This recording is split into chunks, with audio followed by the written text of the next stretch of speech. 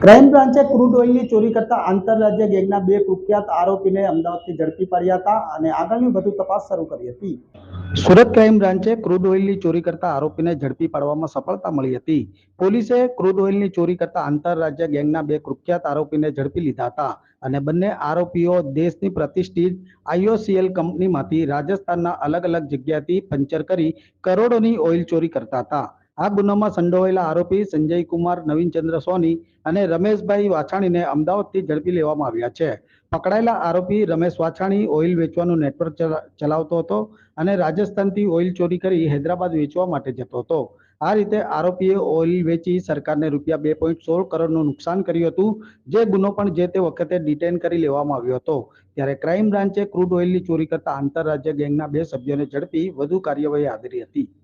DCB પોલીસને થોડા દિવસ પહેલાં એવી બાતમી મળી હતી કે જે બાતમીમાં રાજસ્થાન વિસ્તારમાં સાકેતનગર પોલીસ સ્ટેશનની હદમાં IOCL કંપનીની જે પાઇપલાઇન આવે છે ઓઇલની, એમાં કાણું પાડી અને ચોરી કરતી ગેંગની માહિતી મળેલ.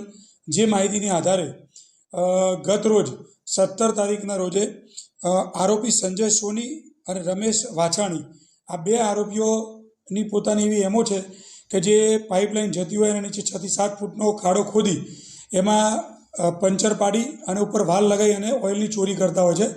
આ પ્રકારની ચોરી કરવા માટે એ લોકોએ તૈયારી કરી અને ચાલુ કરતાં જ જે IOCLની પાઇપલાઇન છે એમાં કાણું પાડતા એલાર્મ વાગ્યું હતું કંપનીમાં.